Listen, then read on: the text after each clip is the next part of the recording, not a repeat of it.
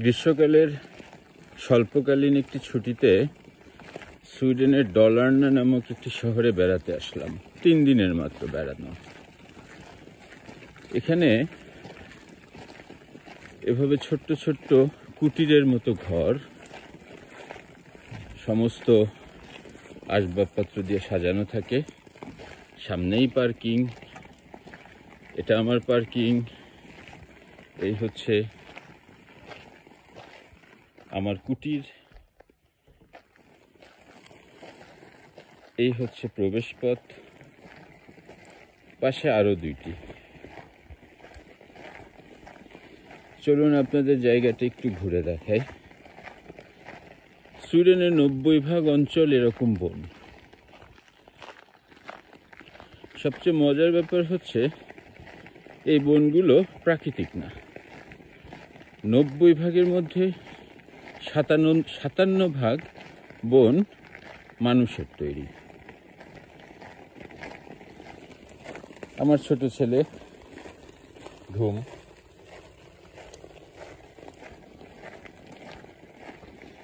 এই জায়গাটার নাম হচ্ছে বিওরসস। এটা গ্রীষ্মকাল এবং শীতকাল দুটি সময়ের জন্যই খুব বিখ্যাত একটি জায়গা। শীতকালে এখানে সাধারণত স্কি রিসোর্ট হিসাবে ইউজ হয়। সবাই এখানে আসে, এই ধরনের কটেজগুলোই ভাড়া করে 3-4 দিন থেকে স্কি করে, স্নো আইসের মধ্যে স্কি করে আবার যে যার জায়গায় ফিরে যায়। এই যে দূরে যে জায়গাটা দেখতে পাচ্ছেন, আমি আরেকটু ক্লোজ করেই দেখাই। এই জায়গাগুলো হচ্ছে, এই যে এগুলা হচ্ছে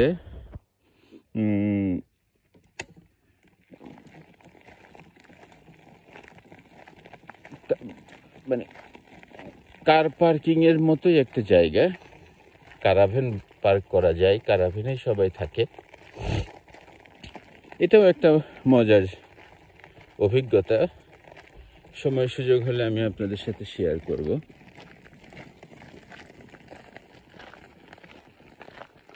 দেখুন কি ঘন গহীন বন। বলবো না, এখানে মানুষ যাতায়াত করে। এই বনে এই পথ ধরেই মানুষ যাতায়াত করে, হাইকিং করে, সাইকেলিং করে।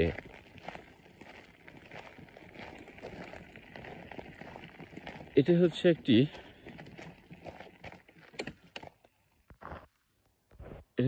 লেক।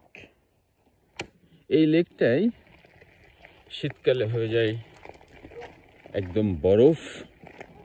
এখানেই সবাই স্কি করে,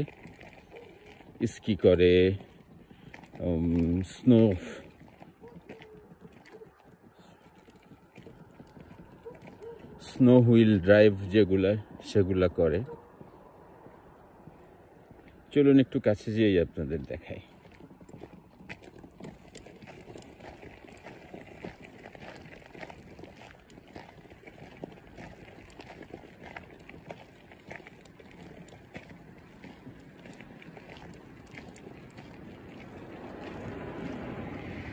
আজকের আবহাওয়াটাও চমৎকার। 26 ডিগ্রি টেম্পারেচার, সুন্দর একটা পরিবেশ, রোদ্দুজ্জ্বল। তবে কাল থেকে আবহাওয়া আবার খারাপ হবে। নদীর ধারে এখানে হচ্ছে বারবিকিউ করার জায়গা, বসার কিছু জায়গা।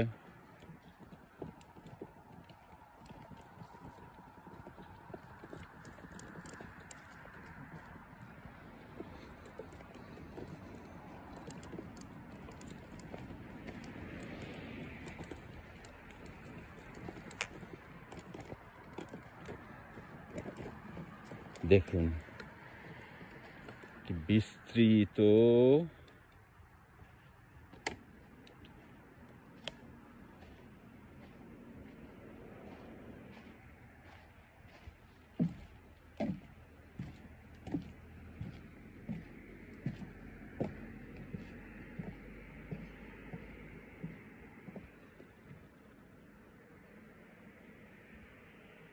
বিস্তৃত লেক। দূরের যে গহীন বনটা দেখতে পাচ্ছেন, এখানে সুইডেনের সবচেয়ে বেশি ভাল্লুক বাস করে। সুন্দর একটি জায়গা, দেখার মতো জায়গা।